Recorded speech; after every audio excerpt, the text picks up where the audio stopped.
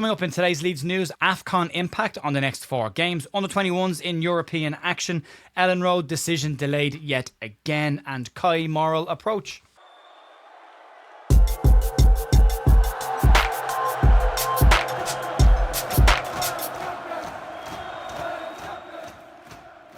Hey folks, welcome back to the Leeds View. Jay here on Tuesday morning, the 16th of December with your Leeds United news. A couple of little updates for later on this week, and tonight we will have the podcast out around 7:30 tonight. Myself, Paul Brooker and Jerry McNamee looking back at the weekend's action and ahead to Crystal Palace and the next couple of games coming up for Leeds United as we see how we've gotten on in the current block of 4 games that Leeds are sitting in. Also, people have been asking about this. I'm not going to cover the Xerxes transfer rumour. It just feels like a real nonsense story. I don't even think it's anywhere near credible. €40 million. Where Leeds going to get the money from for that? So, yeah, not covering it. Doesn't have any real substance to it. So, but just to box it off, it's not even going to fall into the rumour mill territory.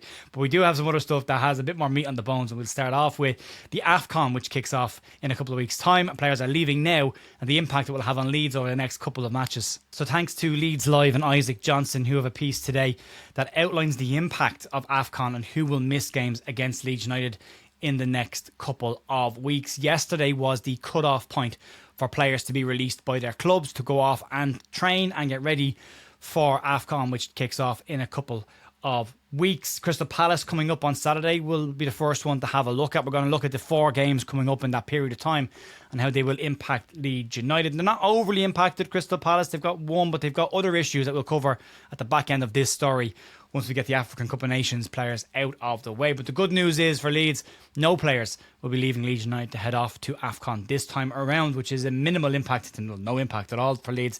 But there are impact for several of Leeds United's promotion rivals. The competition runs from December 21st until January 18th, with players only returning to their clubs once their international side have been eliminated from the tournament.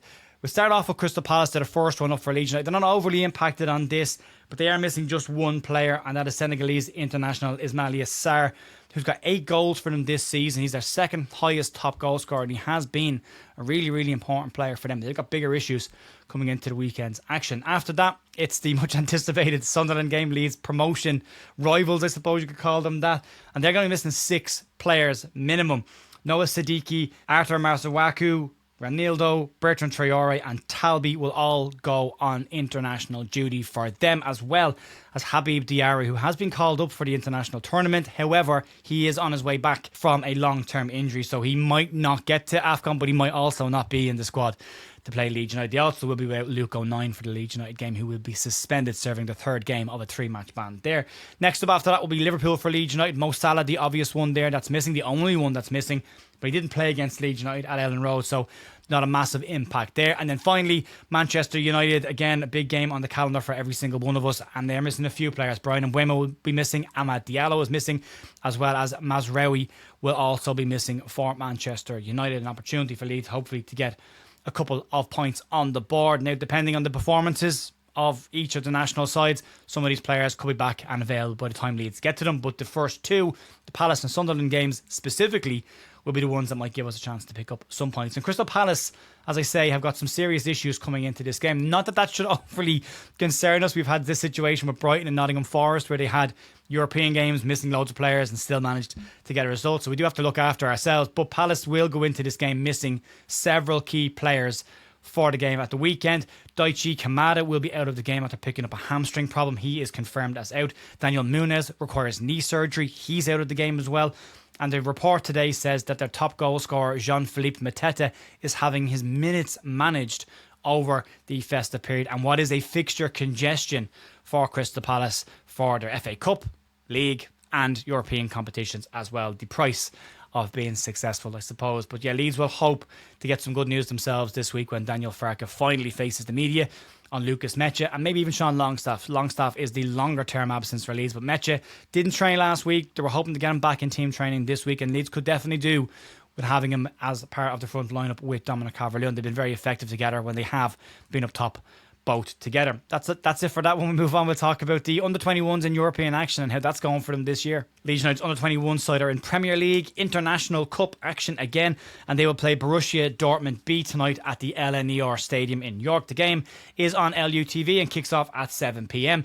And Leeds have so far this season in the competition picked up 2 wins in their opening 2 games. They've scored 4 goals in that time frame and only conceded 1. Leeds beat Sporting Lisbon B in the first game of the tournament 2-1, a really impressive result in that one, and then went on to beat Atletico Bilbao 2-0 at the LNER. Borussia Dortmund B have yet to play so far this season, and this will be their first tie in the competition before they then move on to play Manchester United. Borussia Dortmund B currently sits second bottom in 18th position in their domestic league at the Regional North League in Germany. But Leeds have started and been very strong in this competition so far. As I say, the result against Sporting B was a very impressive result. They're currently top of Liga Portugal 2, which shows how impressive that result was. Bilbao are mid-table in Spain's Primera Federación Group 1.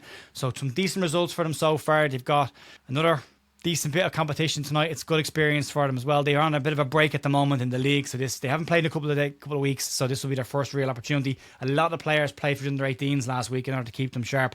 But yeah, best of luck to Scott Gardner's side and the lads. And if you're in York, go check it out. Good side, very exciting side to watch.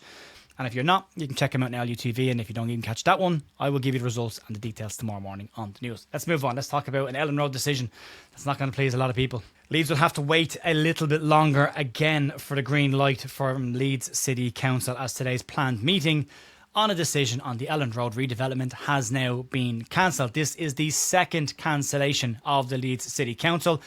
And last month's meeting was also cancelled late on as they wanted more time to assess the local transport revised plan that Leeds United had to put forward. The meeting has now got a pretty loose date of any time between January and February potentially, but there's no guarantee even at that point that a decision will be made to give Leeds the green light on the next stage of the Elland Road development. The council made this statement on the delay. We are working closely with the applicant with the intention of taking this to this City Plans panel at the appropriate time once outstanding matters have been resolved. A meeting of City Plans panel is scheduled monthly, with the next being the 8th of January, with a meeting also scheduled for the 5th of February 2026. These meetings are planned every single month, so none of those 2 dates are specifically for the Leeds United decision, but after November's cancellation, Leeds said that at that time that their plan hadn't really been impacted by the decision to delay this, as they've already baked in delays to their timeline, so they've already accounted for potential delays along the way. Anyone who's been around the West Stand will have seen the markings on the ground as Leeds have started to spray paint out how far the new West Stand will go. If you've been around there, you'll definitely have seen them. I'll throw some images on screen as well to give you an idea there. And there has been work beginning on the electrics around the stadium as well. So Leeds are not sitting still. They are still trying to do the work that they can do while they're waiting on this green light. But Leeds have also planned to put in a full-time travel coordinator as part of their revised travel plans to try and alleviate some of the concerns that the council have around the increased congestion that's likely to happen with 15 to 20,000 more people being added to the stadium. It's not ideal. It's not a great decision. We hope that it will be moving pretty smoothly. There is said to be pretty widespread support in the council for this, but there's obviously some further issues or delays being caused by the council, and this very much sits with them and not necessarily with Leeds United at this point. But fingers crossed they can get that signed off in the next month or two and start moving on the development, which is hoped to start at the end of the season. So again, as I say, not overly delayed right now, but the longer it goes on, it will then start to have an impact on the plans to start digging holes in the ground at the end of this season. Let's move on. Let's talk about a new signing potentially for Leeds. Well, definitely a youth signing potentially for Leeds. This story came out over the weekend, but I wanted to hold off on it just a little bit in order to try and get some more information on it. And there is a bit more floating around today. Today, according to the Liverpool Echo, they say the Leeds United are said to be closing in on the signing of former Liverpool Academy winger Kai Morrell after the 15-year-old confirmed on his social media his exit from the club. Morrell played for Liverpool's under-16 side and spent 8 years at the club and has recently been capped at under-16 level by the Republic of Ireland as well. The report says that the winger is set to complete a move to Leeds United and added that he was highly regarded by Leeds United and described as an amazing addition to the squad. Leeds Live today have also reported that Leeds will pay a nominal compensation fee to Liverpool for the team, and they believed that they will complete the signing in the new year, so early in January. Leeds are expected to bring in, I think, 1 or 2 more young players that will turn 18 years of age. There is an African centre-back that's due to arrive at the club once he turns 18 in January, so there's a few more young players coming in, but it will be seen as a very solid addition to the Leeds youth ranks yet again, after Leeds did sign Lewis Inaharo Marcus from Liverpool in the summer, and he's been pretty decent